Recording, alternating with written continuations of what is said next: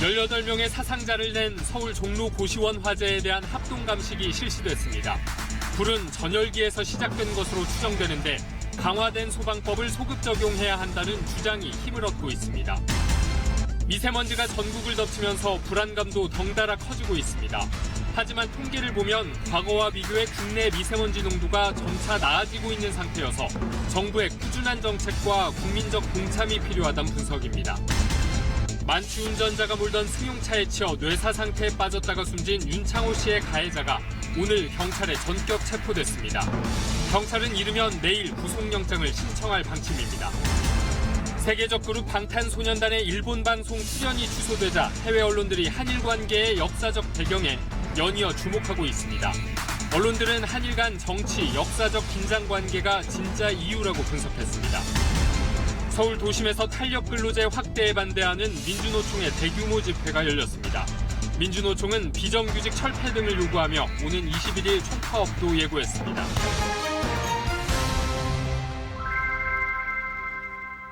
여러분 안녕하십니까? 11월 10일 토요일 KBS 9시 뉴스입니다. 오늘은 7명이 숨진 서울 종로구 고시원 화재 속보부터 전해드립니다.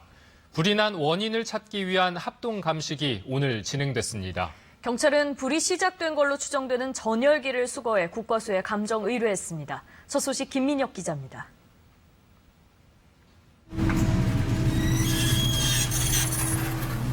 굳게 닫혔던 고시원 문이 열리고 감식 요원들이 건물 안으로 들어갑니다. 깨진 창문과 찌그러진 창틀이 참혹했던 현장을 말해줍니다. 발화 지점 그리고 발화 원인을 찾기 위한 증거물 수집이 주된 감식 내용입니다. 3시간 넘게 이뤄진 합동 감식에서 감식팀은 화재 원인을 찾는 데 주력했습니다. 특히 불이 시작된 것으로 보이는 3층 301호를 집중적으로 들여다봤습니다. 해당 호실 전열기뿐 아니라 콘센트와 가연성 물질을 모두 수거했습니다. 결과는 3주 뒤쯤에 나올 것으로 보입니다. 희생자 7명에 대한 부검도 이뤄졌습니다. 경찰은 7명의 사망 원인이 모두 화재사로 추정된다는 1차 소견을 얻었다고 밝혔습니다. 경찰은 수사 전담팀을 꾸려 고시원 건물이 건축법과 소방법을 위반했는지 여부도 살펴보기로 했습니다. 감식이 이루어지는 동안 밖에선 시민단체들이 모였습니다. 계속되는 고시원 화재 사고의 근본적인 해결을 촉구하기 위해서입니다.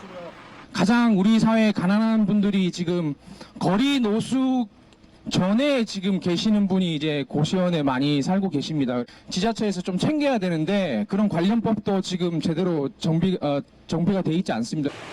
고시원이 사실상 주거지로 활용되는 이들에게 안정적인 주거 대책을 제시하라고 정부에 요구했습니다. 서울 광화문에는 희생자들의 넋을 기리는 추모 공간도 마련됐습니다. 국토교통부는 고시원 화재로 거처를 잃은 피해자들에게 공공임대주택 등을 긴급 지원하겠다고 밝혔습니다. KBS 뉴스 김민혁입니다. 불이 난 고시원은 스프링클러 설치 대상이 아니었죠. 스프링클러 설치가 법으로 의무화되기 전부터 운영했기 때문인데 김부겸 행정안전부 장관은 생명을 지키고 소방안전 기준을 강화하기 위해서 법을 소급해서 적용해야 한다고 지적했습니다. 계속해서 김진호 기자입니다. 스프링클러가 설치돼 있지 않은 고시원입니다. 2009년 설치 의무화 이전에 문을 연 고시원이기 때문입니다. 이런 고시원은 서울에만 1,000곳이 넘습니다. 서울 고시원 5곳 중 한 곳에선 참사 가능성이 여전히 있는 셈입니다. 몇 년 됐어요? 한 10년 됐을 거라고. 여기는 스프링클러는 없네. 일찍은 없어요. 대신에 이제 세탁실로 비상구간에서 가지고 안전 사각지대를 없애자며 법의 소급 적용 필요성을 수차례 밝혀온 김부겸 행정안전부 장관. 이번엔 자신의 페이스북에 오래된 건물이라도 새로 바뀐 소방 규정을 지키도록 소급 적용을 해야 한다고 지적했습니다. 또 비용이 들더라도 안전 설비를 갖춰야 한다고도 했습니다. 법적 안정성보다 생명을 지키는 게 우선이라는 겁니다. 분명한 정도 현존하는 위험 요인인 걸 알면서 비용 때문에 이렇게 손을 놓을 수는 없는 겁니다. 문제는 비용과 수입에 대한 부담 등을 우려한 건물주들의 반대. 매개청이 되는 거죠. 거기를 다 비우게 되면은 일단은 고시원의 입장에서 수입 부분이 거의 한 3천만 원 이상 손실이 나는 거고요. 세금 혜택을 주거나 정부가 비용을 보조해주는 방식으로 해결해보자는 게 전문가들의 제안입니다. 간이 스프링클러를 설비하는 것은 어렵지 않습니다.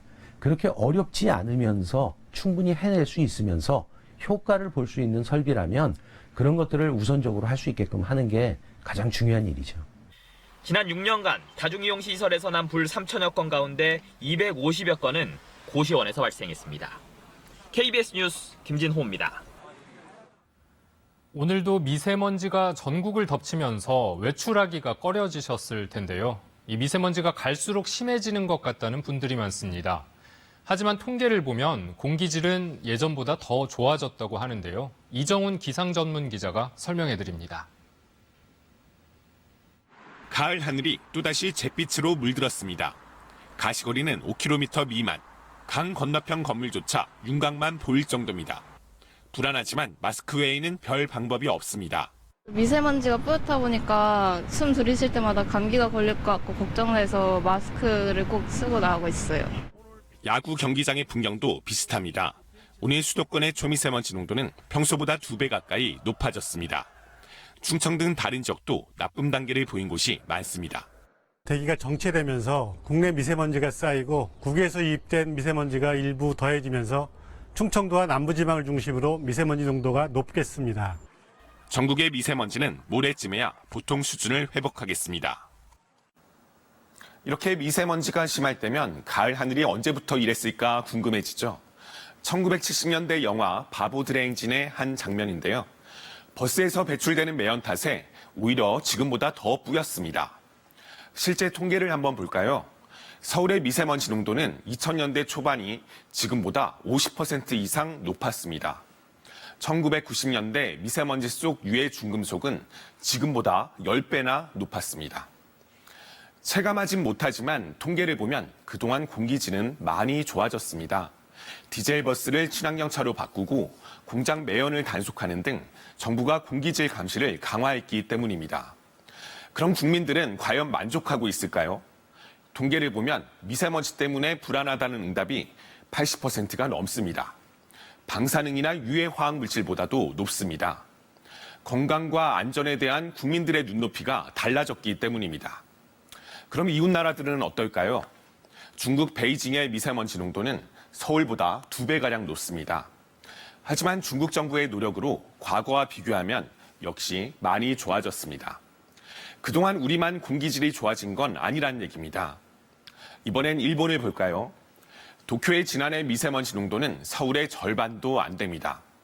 여전히 우리로서는 가야 할 길이 멉니다. 앞서 보았듯이 공기질은 정부의 의지에 따라 충분히 개선될 수 있습니다. 전문가들은 정부가 지속적으로 미세먼지를 줄이는 대책을 추진하면서 동시에 국민들의 불안감을 해소하고 동참을 이끌어내야 한다고 지적합니다. KBS 뉴스 이정훈입니다. 이 미세먼지 문제는 우리나라보다 중국에서 훨씬 더 심각하죠. 중국에선 미세먼지가 극심할 때 인공으로 비를 내리게 하는 인위적인 방법까지 동원해서 미세먼지를 없애기도 합니다. 요즘엔 기술이 좋아져서 경제성도 많이 나아졌다고 하는데요. 우리가 배울 점도 있는 것 같습니다. 베이징에서 강민수 특파원입니다. 일주일 전만 해도 짙은 미세먼지로 어두컴컴했던 베이징 하늘이 비가 내린 뒤 비교적 맑아졌습니다. 미세먼지가 일단 심해지면 바람이 불기 전에는 자연적으로는 잘 없어지지 않습니다. 중국에서는 이럴 때 인공강우 기술을 이용합니다. 지난달 백두산에서 진행된 인공강우 모습입니다. 요오드와 은을 담은 포탄을 구름 속에 쏘아 올려 빗방울을 만들어내는 기술입니다. 발사한 지 3시간 정도 지난 뒤에 눈비가 내리기 시작합니다. 本次作业呢计划是从26号持续到28日从目前来看呢增雨效果还是不错的 백두산에서는 산불 방지 목적으로 진행됐지만 몇 년 전부터 대도시에서는 공기 정화용으로 인공강우를 시행해 왔습니다. 为了消除雾霾天气，市人工影响天气办公室今天表示，待气象条件成熟后，我市将实施人工增雨作业。 비행기를 통해 구름 안으로 직접 들어가 요오드와 은을 살포하기도 하지만 대공포나 지대공 미사일을 이용하는 방식이 더 널리 사용됩니다.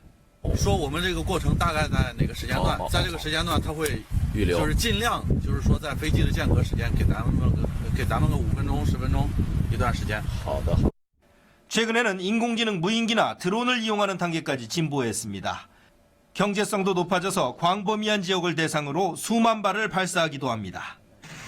토양 오염을 유발하거나 기상이변을 초래할 것이라는 지적에도 불구하고 중국 당국은 인공광우 기술을 확대 발전시키고 있습니다. 다음 달 서울에서는 한중 환경협력 관련 첫 국장급 회의가 열리는데 미세먼지 공동대응 등 6가지 현안 가운데 인공광우 협력이 포함됐습니다. 베이징에서 KBS 뉴스 강민수입니다. 만취 운전자가 몰던 승용차에 치여 뇌사 상태에 빠졌던 윤창호 씨가 끝내 숨졌다는 소식 어제 전해드렸는데요. 경찰이 오늘 그동안 입원 치료를 받아오던 가해 운전자 박모 씨를 체포했습니다. 사고 발생 47일 만입니다. 박선자 기자의 단독 보도입니다.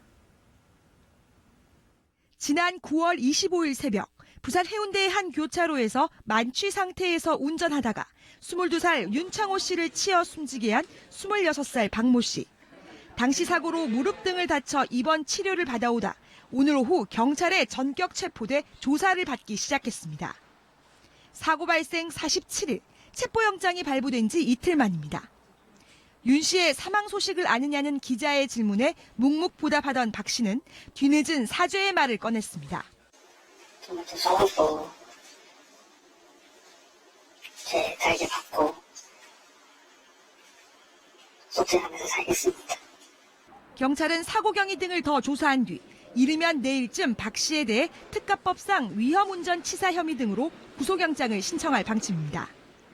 국군 부산병원에 마련된 고 윤창호 씨의 빈소에는 오늘도 추모 행렬이 이어졌습니다. 특히 음주운전 처벌 강화법인 이른바 윤창호법 발의를 이끌어낸 친구들도 윤 씨의 죽음이 헛되지 않도록 연내 법 통과를 목표로 더 활동하겠다고 말했습니다. 오프라인 서명운동을 통해 정말 모든 사람이 한 잔이라도 마시면 음주운전을 하면 안 되겠구나라는 생각이 들 수 있도록 그런 인식적인 변화를 도모할 예정이고, 윤창호 씨가 복무하던 주한 미 8군 한국군 지원단은 내일 아침 윤 씨의 영결식을 치를 예정입니다. KBS 뉴스 박선자입니다. 민주노총이 오늘 도심에서 대규모 집회를 열었습니다. 탄력근로제 기간을 확대 적용하는 건 노동자의 소득만 줄일 뿐 실질적인 근로시간 단축의 취지를 살릴 수 없다고 주장했는데요. 21일에는 총파업에 들어가겠다고도 예고했습니다. 박원기 기자입니다. 서울 광화문 일대를 집회 참가자들이 가득 메웠습니다. 주최 측 추산 7만 명, 경찰 추산 4만 명의 민주노총 조합원들입니다.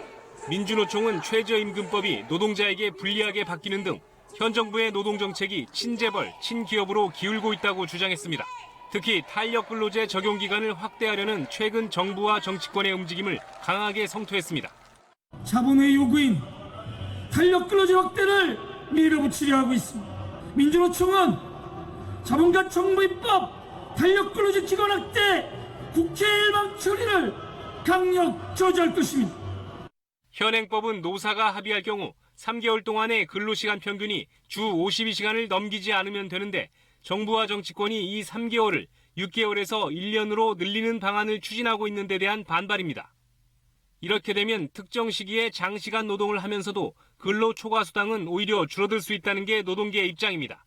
노동자의 소득만 줄 뿐 실질적인 근로시간 단축이나 이를 통한 고용 확대 등 제도의 취지는 살릴 수 없다는 겁니다.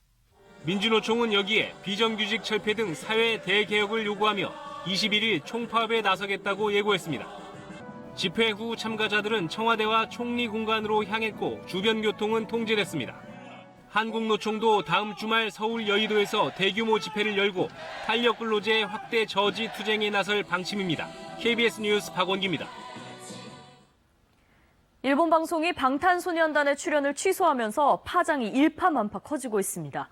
해외 언론들은 이번 일을 주요 뉴스로 다루면서 이 뿌리 깊은 한일 간 역사적 긴장 관계가 숨겨진 진짜 이유라고 분석했습니다. 장혁진 기자입니다. 일본 TV 아사히가 지난 8일 방탄소년단 멤버가 입은 티셔츠를 문제 삼아 음악 프로 출연을 돌연 취소했습니다. 해외 매체들은 앞다퉈 이번 일을 보도하고 있습니다. 영국 BBC는 지민이 입은 원자폭탄 셔츠에 한국의 독립구호가 담겨 있다면서 일부 일본인들에겐 한반도 독립을 가져온 폭탄을 축하하는 것으로 보인다고 보도했습니다. CNN도 한국과 일본은 2차 세계대전 유산에 특히 민감하다면서 일본 식민 지배는 양국 관계에 계속 영향을 미치고 있다고 설명했습니다. 지난달 말 대법원의 강제징용 배상 판결 이후 양국 관계가 냉각된 점이 이번 사태에 영향을 끼쳤다는 분석도 나오고 있습니다. 뉴욕타임즈는 강제징용 판결이 있었던 지난달 양국 간 역사적 긴장감이 최고조였다면서 현재 한국과 일본 관계는 정치적 지뢰밭과 같다고 짚었습니다. 이번 사태를 계기로 최근 출연을 검토 중이던 일본 방송에 방탄소년단이 출연하기 어려울 거란 일본 내 보도도 나오는 상황. 하지만 방탄소년단 일본 팬들의 지지는 변함없습니다. SNS에선 BTS의 행복한 일본 활동을 응원합니다라는 글들이 확산되고 출연 취소에 실망하는 팬들의 댓글도 꾸준히 달리고 있습니다. 또 BTS가 지난 7일 일본에서 낸 싱글 앨범은 일본 오리콘의 싱글 차트에서 여전히 정상을 지켰습니다. KBS 뉴스 장혁진입니다. 일본군 위안부 문제를 다룬 첫 국제영화제가 미국 수도 워싱턴에서 열렸습니다. 우리나라를 비롯해 중국과 호주 등 5개 나라에서 모두 9편의 영화가 출품됐는데요. 일본 정부가 여전히 위안부 역사를 왜곡하고 부인하는 상황 속에 역사적 진실을 조금이라도 더 알릴 수 있는 계기가 됐습니다. 워싱턴 이재원 특파원의 보도입니다. 미국 수도 워싱턴에서 일본군 위안부 문제를 정면으로 다룬 첫 국제영화제가 열렸습니다. 주제는 전쟁 중 성폭력, 치유되지 않은 상처들. 개막작은 김현석 감독의 I Can Speak가 선정됐습니다. 위안부 피해의 할머니가 미 의회 청문회에서 증언하기까지의 과정을 코믹하지만 감동적으로 그린 영화입니다. 2007년 미 하원 청문회에서 증언한 이용수 할머니가 실제 주인공. 당시 혼다 의원은 이 할머니 증언에 감동해 미 의회에서 위안부 결의안 통과를 주도했습니다. That if you can not apologize, then give me back my youth. And when I heard that, I said, that's a powerful statement. 네덜란드 출신 오헤른 할머니의 사연을 다룬 영화 50년간의 침묵과 조정래 감독의 귀향 등 한국, 중국, 호주 등 5나라에서 9편의 영화가 출품됐습니다. 그 만행들에 대해서 인정을 하고 정말 진심 어린 사과, 그것만이면 된다. 그렇게 자주 말씀을 하셨고. 하지만 일본 정부는 여전히 강제 연행의 증거가 없다며 위안부 역사를 왜곡하고 강제징용 피해자도 징용공 대신 옛 한반도 출신 노동자라고 표현하며 강제성을 부인하는 상황. 비록 규모는 작지만 뜻깊은 영화제를 통해 역사의 진실을 알리는 계기가 됐습니다. 영화제 출품작 어폴로지는 포틀랜드, LA, 시애틀 등에서도 상영돼 위안부 문제에 대한 미국 내 여론을 환기할 예정입니다. 워싱턴에서 KBS 뉴스 이재원입니다. 북미 고위급 회담이 연기된 뒤로 양쪽의 입장 차이가 더 뚜렷하게 드러나고 있습니다. 미국은 대북 제재 이행을 위한 중국의 협력까지 강조하고 있는데 북한은 속도 조절을 하며 현 상황을 유지한다면 구태여 대화를 할 필요가 없다며 맞서고 있습니다. 김영은 기자입니다. 북미 고위급 회담 연기 이후 열린 미중 외교안보 대화. 미국은 최종적이고 완전히 검증된 비핵화까지는 제재를 유지한다는 기존 입장을 고수하면서 중국과의 공조까지 시사했습니다. China's cooperation in enforcing those UN Security Council resolutions will help achieve meaningful breakthroughs on this important denuclearization issue. 중국은 비핵화와 평화체제 구축을 동시에 진전시키길 바란다며 북미 간 타협을 촉구했습니다. 그러나 북한의 입장도 강경합니다. 제1본 조선인 총연합회 기관지 조선신보는 미국이 속도 조절론을 주장하면서 현상 유지를 선호한다면 구태여 대화할 필요가 없다고 논평했습니다. 그러면서 최근 북한 외무성 미국 연구소장이 핵 경제 병진 노선의 부활을 언급한 건 연구소장 개인 판단으로 써낼 수 있는 구절이 아니라면서 미국에 대한 경고라고 강조했습니다. 북미 대화를 서두르지 않겠다는 트럼프 대통령을 비판하며 제재 완화를 요구하는 것으로 풀이됩니다. 북미가 판을 서로 깬다기보다는 상대방에 대해서 많은 것들을 얻어내겠다는 전술적 측면, 그런 차원에서의 삭과 싸움이라고 볼 수 있습니다. 이에 따라 북미가 접점을 찾기 위한 비공식 접촉의 성패가 고위급 회담 재개의 관건이 될 것으로 보입니다. KBS 뉴스 김영은입니다.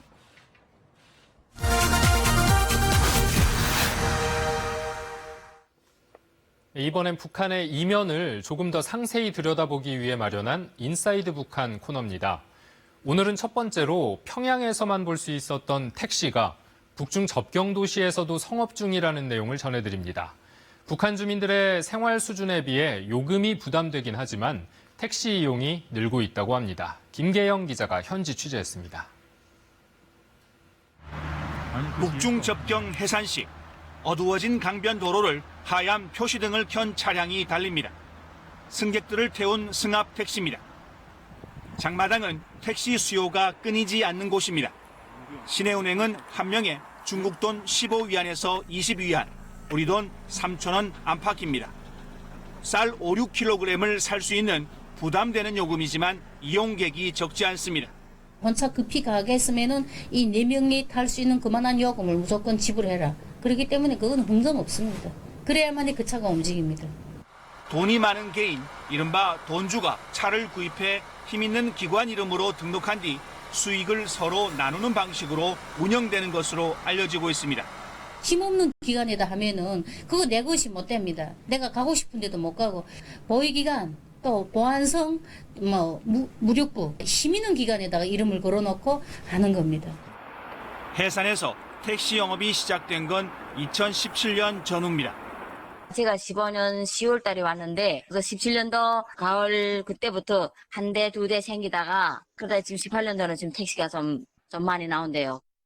해산에서 영업 중인 택시는 거의 대부분 중국에서 들여온 중국산 차량입니다.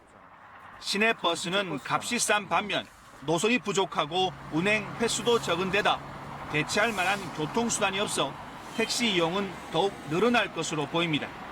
전문가들은 택시를 이용할 만큼 일부 주민들의 주머니 사정이 나아졌으며 덩달아 주민들의 이동도 더욱 활발해졌다고 분석했습니다. 북중 접경에서 KBS 뉴스 김계영입니다.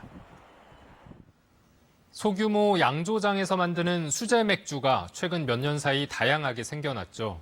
이 수제 맥주 업계가 오늘 반값 행사를 벌이고 고객 잡기에 나섰습니다. 수제 맥주 업계는 세금 제도를 고쳐달라고 주장하고 있는데 어떤 이유인지 박대기 기자가 취재했습니다. 해가 지기 전인데도 수제 맥주 전문점에 손님이 몰렸습니다. 행복한 주말을 위하여!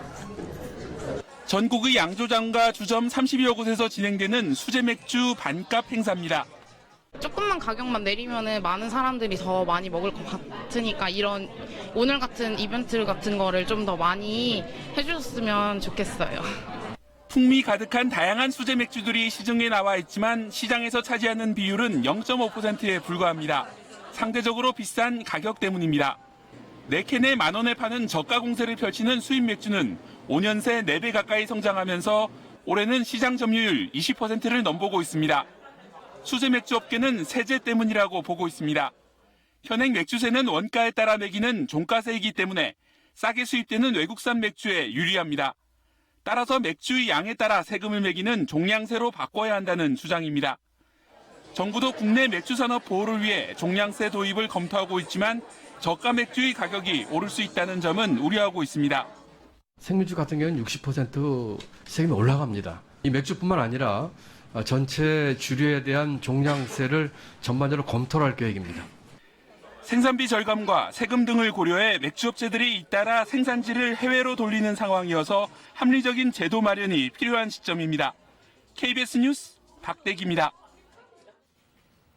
난소암은 발견이 어려운 데다 재발하는 경우도 많아서 5년 생존율이 30%에 불과한 위협적인 암입니다. 항암 치료를 견디지 못하고 숨지는 경우도 많은데요. 최근엔 독한 항암 치료 대신에 방사선 요법 치료가 가능해졌습니다. 이충헌 의학 전문 기자가 전해드립니다. 난소암으로 5년째 투병 중인 30대 여성입니다. 암이 계속 재발해 항암 치료를 받다가 최근 방사선 요법으로 바꿨습니다. 항암 치료를 받을 땐 음식을 먹지 못해 버티기 힘들었지만 방사선 치료는 견딜만 합니다. 방사선이 훨 수월하죠. 항암은 너무 힘드니까요. 거의 항암은 죽다 살아나는 느낌? 그 정도로 너무 힘들어서.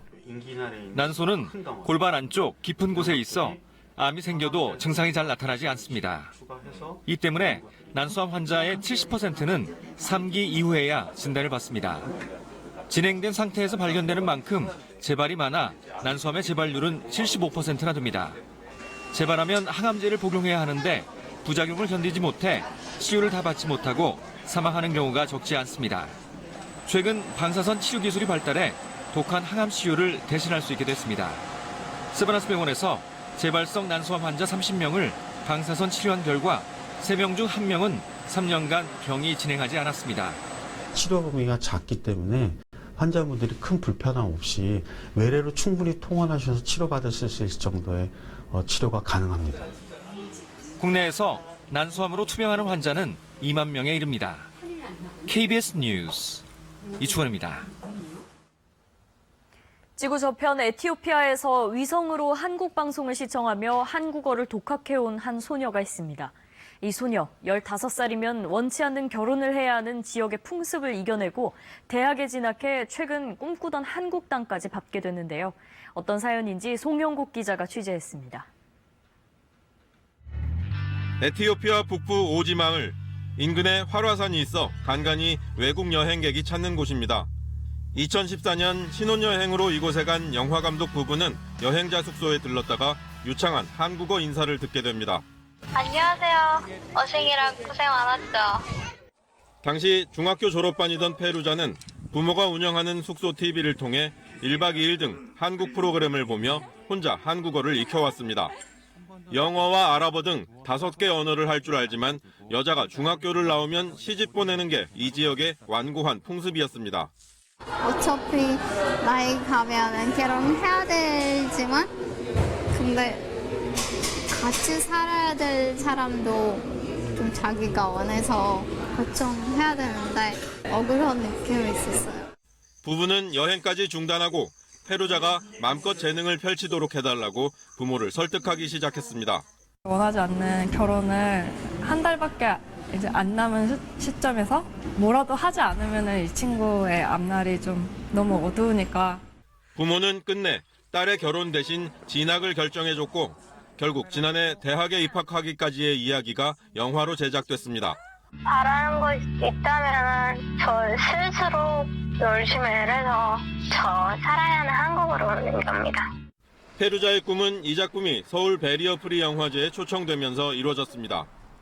자신에게 한국을 알게 해준 인기 드라마의 제작 현장을 직접 본 경험은 잊지 못할 추억이 됐습니다.